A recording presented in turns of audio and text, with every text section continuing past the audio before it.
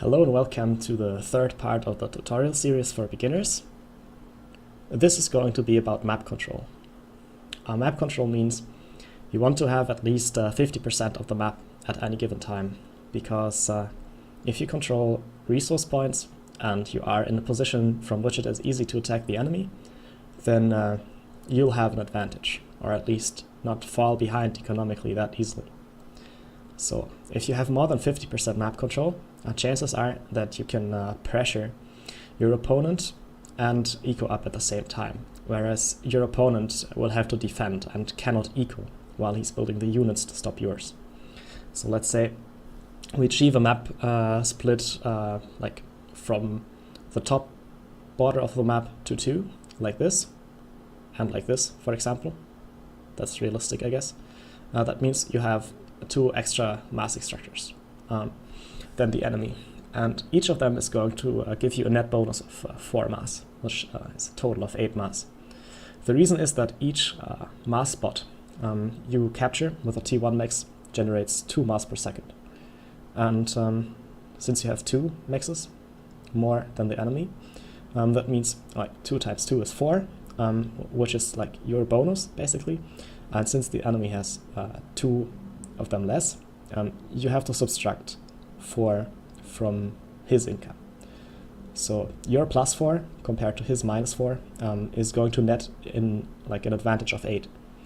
So that's quite a lot actually on a small map like this. And from this extra 8 mass, you can power 2 additional land factories, which are going to spam extra units, for example. Or you could do a mass extractor upgrade, and while the opponent is forced to react to real land units, he cannot eco, whereas you can still eco. Or you just build extra units instead of ecoing and overrun the enemy. So both usually works, but whether it actually does, of course, depends on the execution and whether you make a mistake on the way. But this is the theory, so to say. So how do we get map control? Well, we learned in the first video that build orders are important to have a fast start. And if you have a terribly bad build order, then chances are that you are just going to lose map control, even if you have a good understanding of positioning mechanics and stuff like that. So please remember the build orders from the first video. And the unit composition is also going to be important for map control. People who build tanks but no scouts, for example, won't be able to see incoming attacks, and then they can't intercept them, and chances are they're going to lose some expansions, which is always a problem. And if the enemy manages to secure an expansion with a point defense, people who don't build artillery are easily going to be unable to capture it back without severe losses. So unit composition has a direct impact on map control. But another important aspect of map control is what this video is going to be about, namely the combination of shaping the map in your favor and setting smart rally points. So this is your starting position where the ACU is right now, and your base is going to be here. At the base marker there is a hydro, and this is a classic hydro rush map pretty much. Like, you build a land factory, and in this particular case the hydro is so far away that if you don't build a power generator before you move your ACU and your first engineer to the hydro, you're going to power stall. So you use the basic hydro rush build order. Can be 3rd air, can be triple land. On this map, triple land is probably more recommended than 3rd air. And you simply start off with an extra power generator to bridge the distance, pretty much. Then you build the hydro, and after you have it, you build lots of factories around it, from which you start expanding. So your base is going to be at the base marker. And there are 4 major areas where battles happen on this map. And naturally, they are going to be in the center. Like, we have a diagonal split from the top left to the bottom right, if there is a 50% map control distribution.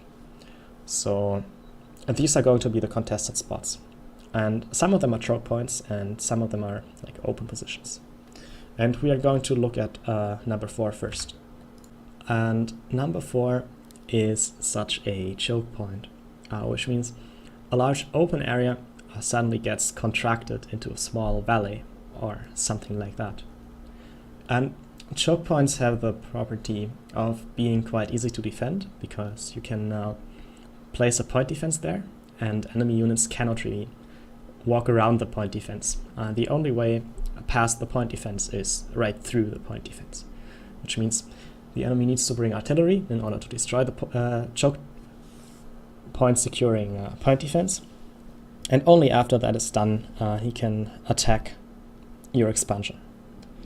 And this choke point is especially easy to defend because it is far away from the base, which means your enemy who is trying to possibly get in here will have to let his units travel for a very long time until they can start fighting, which means chances are, if you have a point defense there, the enemy is going to be better off using the units elsewhere, because after they already traveled for such a long time from the base through the choke point to the point defense, they still need to deal with the point defense before they can attack the economy.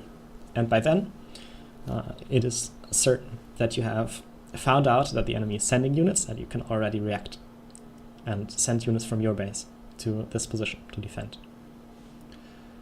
So a point defense here would be a good idea. And number 3 is also a choke point, just like number 4. But number 3 is a bit closer to the base, so we don't necessarily need a point defense there. We can just send units there, pretty much, from the base directly, and the supply route is short. And 1 and 2 are open areas, but 1 has like sort of a bridge going on that is leading up to the plateau here. Like there's a slope, and you can only access this plateau, this triangle-shaped plateau, from this slope, and that basically makes it a choke point again, right? But it's far away from the base and fairly easy to capture with just an engineer. You also need units there. So the next picture is going to explain what we do with the map. We are going to place a PD at 4 for the reasons explained before. At choke point 3, if we don't want to deal with it, we can just place a wall. And at choke point 1, it's basically the same story, but choke point 1 of course requires that we first capture the plateau, because we don't want to let the enemy get it and then we wall the enemy in, because that would be like totally in his favor. So we are only building the wall at choke point 1 after we successfully captured it. Okay, so let's take a closer look at 4. We would place a PD here and just leave like a few tanks around it, so that if there is RT, our tanks can engage, kill the RT, and the PD will survive. And if there is a really large army, our radar is going to be able to detect it, and nothing will happen to it. And if the enemy is failing to secure his choke point the same way, we can simply take our tanks, send them through 4, and raid his expansion, right? Pretty straightforward. And this is how it looks from when you turn the camera. So here you can see nicely how such a choke point works. It's really just a valley, and there isn't much space for units to go in between. And they cannot cross like the hills over here, so the only way is really right into this PD. And now we take a look at 3. 3 is the reason this is called Theta Passage. This is like the actual passage itself. And we are just going to place some wall segments here. And it doesn't look like much, but it stops any unit that isn't an experimental or something with engineering or reclaiming capabilities from getting through. And that affects all T1 units, and T2 units, and T3 units, except Harveys. But yeah, for the purpose of like playing Theta, this wall is basically stopping everything that could possibly go through except the ACU. But if he sends his ACU, you send your ACU as well, and you can at least stall him, right? And the last thing is 1 and 2, which you're going to look at. it's important that we put our main army to position 1 and our ACU to position 2. And the reason for that is, let's say we put our ACU at 1 and the main army at 2. And the enemy has like the reverse position pretty much.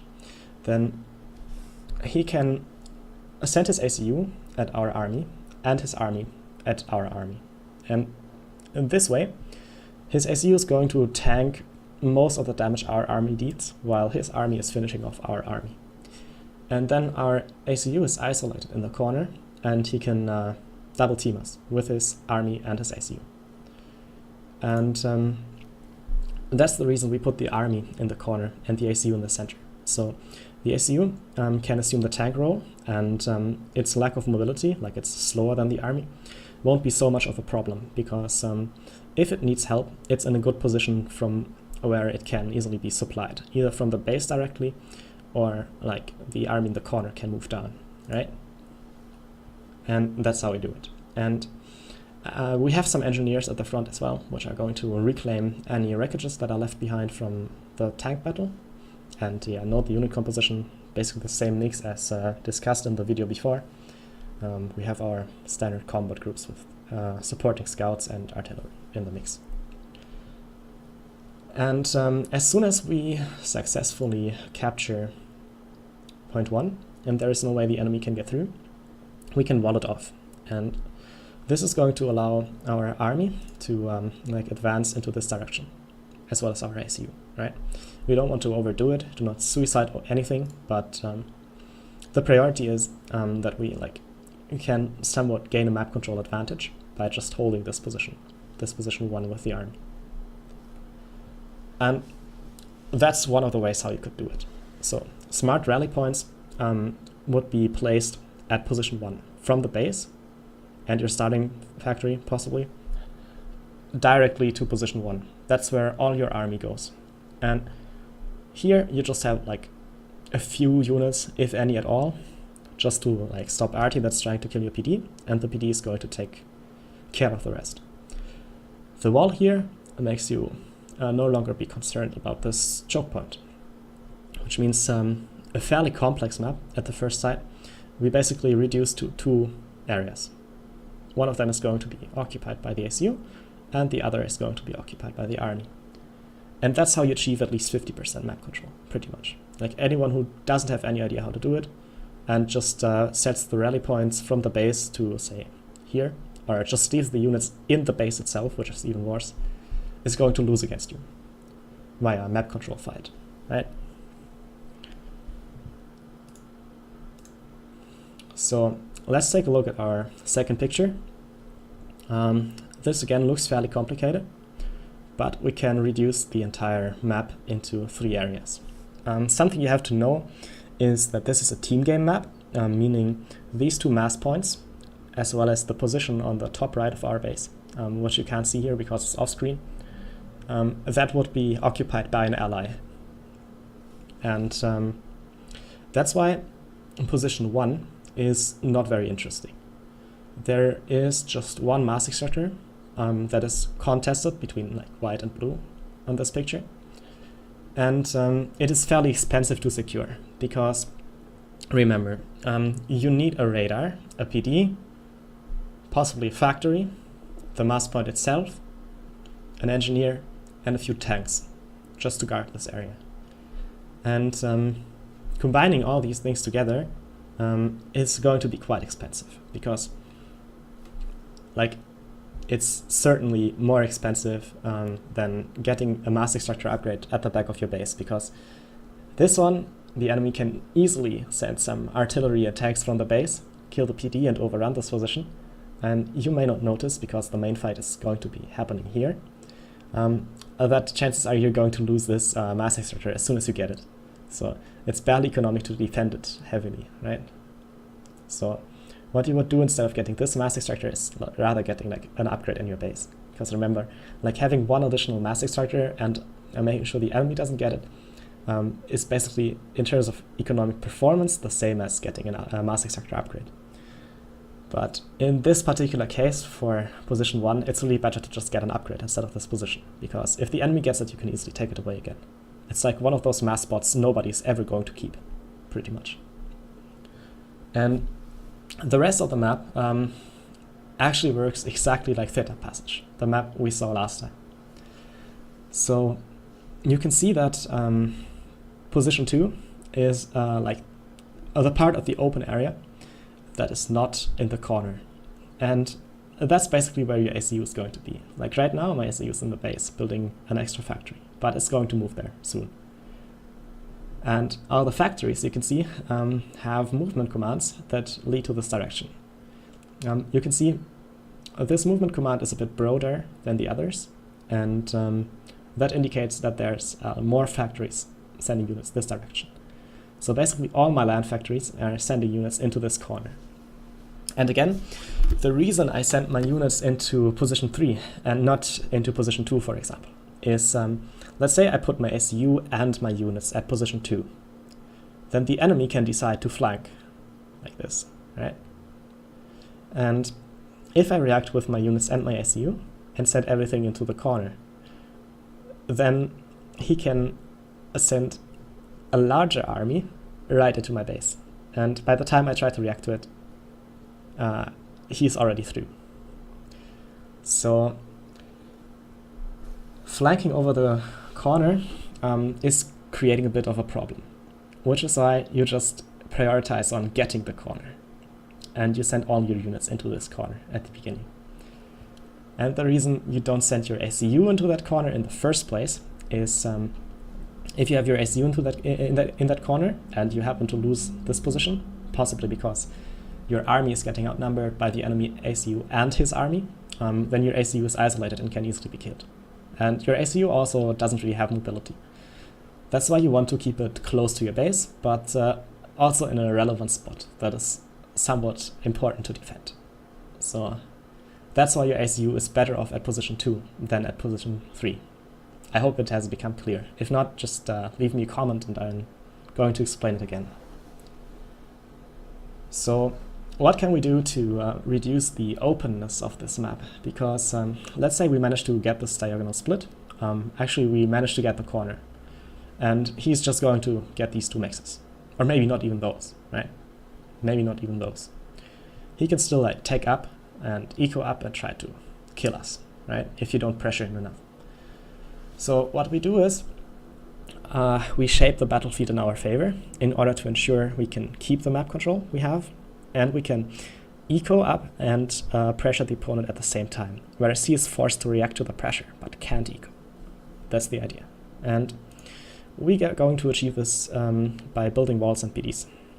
So this wall is probably the most unspectacular wall around here. It's just leading from the crater, which is inaccessible, by the way. Like the crater is like an area you cannot cross, which means the effective like combat range is anywhere except the crater itself. And this wall is quite unspectacular because all it does is we are basically saying if you get this massive structure, we don't care because it's going to be harassed by our ally soonish. And the rest it does is we are trying to avoid the enemy middle player who is like not in the white corner but like north to that, basically here. We are trying to make him unable to flank us, because in team games there are sometimes situations where two armies attack your one army and your ally doesn't have units, or his units are elsewhere. That's why this wall is ensuring that the enemy must channel his units through the base of your ally before they come through your base. So we are basically saying, hey ally, I don't want to fight a 1v2. Please take care of the units of your opponent while I'm fighting against mine. That's the role of this wall. And the second wall here is more interesting than that. First, we cannot let it start at the map border. That's unfortunately not possible, because that's just how map borders work. There will always be some units sneaking through if you try that. That's why you build a PD under the wall, like this. And you're going to build it in a way that the PD range is like slightly behind the wall, so that enemy artillery, which has only like only a tiny bit more range than the PD itself, is not going to be able to stand in front of the wall and kill your PDs from there. Right? The PD needs to be defended by the wall. That's why it's a bit behind the wall. And all units that try to get through, which is usually small groups of tanks, they get killed by the PD. And this is how you can lock off this entire area completely. And here, what happens once we get this wall? Then it's no longer necessary to send all our units from our factories into this position. So we basically simplify the battlefield by making this the only contested area. We create an artificial choke point between this crater and this wall, just like FAF has the choke points. We just build them with walls. And after we did that, we take the rally point from over here, from all the factories, we hold shift and we drag it over to here. And all the tanks that are still parked here, they're going to go here. And this is going to allow us to upgrade our ACU from a defended position. We can get T2 ACU, make T2 point defenses and creep towards the enemy base. We can make a TML, a tactic missile launcher, and hit his economy, his upgrading factory, or his power. And we can get gun upgrade, and possibly shield upgrade, or some other form of HP upgrade before we move in. These are all options from such a defended position. But even if we don't get any ACU upgrade, this is a great position to be in. Let's say our units and our ACU are here. Note how we can still, because the wall is shaped this way, we can still attack the corner as well as the base of the enemy. Whereas the enemy doesn't have this choice. The enemy may want to attack our corner, but he cannot. Like, the PD is stopping him, and the wall is stopping him. And the only way to really attack this corner is attacking through the middle. So we create a situation in which we have more degrees of freedom than the enemy. We can attack the corner and the base, and the enemy can only attack this center fire base, pretty much. And that's how you try to establish map control. So everything summarized again. Pay attention to your build order. Have a good build order, so you have enough units to have a presence on the map in the first place. Second, have a smart unit composition. In doubt, just use the mixes I gave you in the last video. This way, you have everything you need to keep map control. And lastly, use walls, use PDs, and don't forget to build radars, by the way, to shape the battlefield in your favor, and be smart about your rally points. In situations where you have a middle and a corner, your ACU should always be in the middle, close to your base, and your army should always be in the corner. Your army can still move, but your ACU cannot really move because it's slower. That's why you want to keep the ACU supported by your base and the army in the corner, instead of isolated in the corner. This way you can prevent the enemy from flanking until you have a wall, and then flanking won't happen anymore. And you keep your ACU safe, while it's still able to operate efficiently in combat. I hope this was intuitive. Excuse for the format. Pictures are certainly more boring than watching gameplay. But for the sake of explaining these things, I think these pictures are better than showing all of it in game. Because chances are I'm just going to forget to tell you some important points.